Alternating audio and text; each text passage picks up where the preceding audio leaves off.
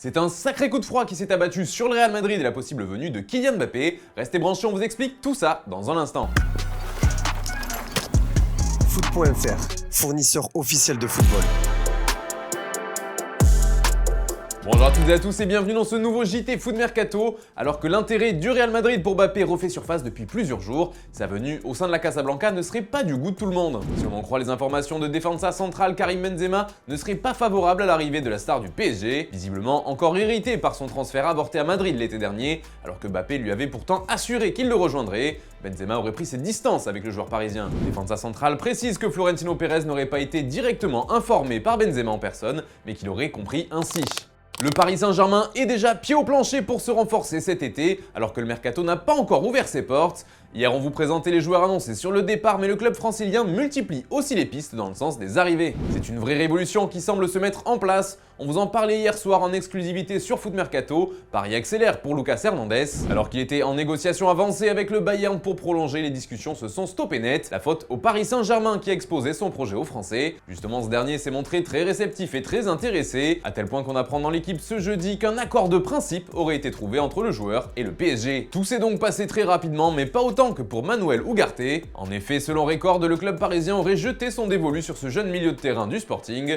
Et ça va même plus loin puisqu'une offre officielle de 60 millions d'euros aurait été envoyée au club lusitanien, soit le montant de sa clause libératoire. Toutefois, tout n'est pas encore bouclé puisque le Sporting ne possède pas l'intégralité des droits de l'Uruguayen. Les clubs de Famalicão et du Phoenix en détiennent 30% à eux deux. Or, le club de Lisbonne voudrait renégocier ses pourcentages avant de vendre le joueur. Du nouveau, il y en a aussi sur le dossier Bernardo Silva, et oui, le PSG aurait également fait une offre pour l'ancien joueur de l'AS Monaco. C'est Relevo, média espagnol, qui livre l'information. Cependant, Manchester City attendra la fin de la saison avant de décider de l'avenir du Portugais.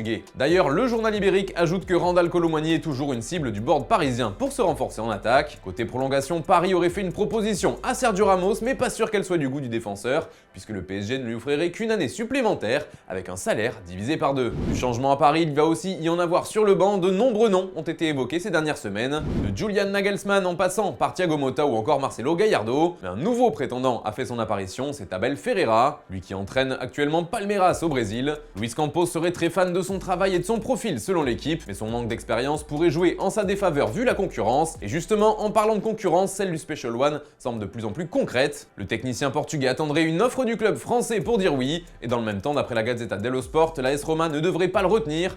La faute à des résultats sportifs pas forcément à la hauteur de son salaire, le deuxième en Serie A derrière Massimiliano Allegri. Et pour être complet, selon le Parisien, c'est Luis Enrique qui serait en tête de la shortlist du PSG pour remplacer Galtier, en compagnie de deux autres pistes. Tout cela nous amène à la question du jour les amis, quel serait le meilleur coach pour Paris la saison prochaine selon vous? Vous en avez l'habitude, donnez-nous votre avis dans les commentaires et on en reparlera demain. D'ailleurs, on vous demandait déjà votre sentiment sur le PSG hier, à savoir quel devait être le transfert prioritaire de Paris cet été, et deux noms se dégagent, Randal Kolo Muani et Harry Kane.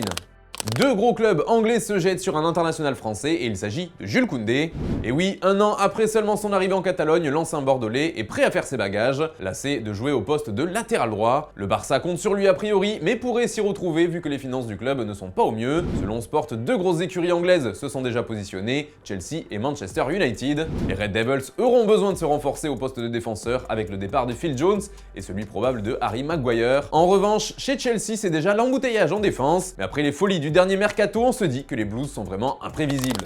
Et puis c'est officiel, c'est la fin de l'aventure au Vissel Kobe pour Andrés Iniesta. C'est le club japonais qui l'a annoncé ce jeudi. Le milieu de terrain de 39 ans va quitter son équipe le 1er juillet prochain, mais il ne devrait pas pour autant raccrocher les crampons, c'est Iniesta lui-même qui le dit. Je veux continuer à jouer, je me sens capable et excité de continuer à le faire, mais en clôturant cette étape, nous verrons quelles options il peut y avoir. Allez les amis, on se quitte avec l'image du jour, c'est Pep Guardiola qui était en conférence de presse après le match nul face à Brighton. Le coach des Sky Blues était content du match de ses joueurs, surtout après les festivités apparemment bien arrosées. Je vous en dis pas plus et je vous laisse découvrir ça. Bonne soirée à tous et à demain. I was a little bit worried about how much we drop our, what we have done the last 4, 5, 6 months. After 40 hours ago, we drank all the alcohol in Manchester,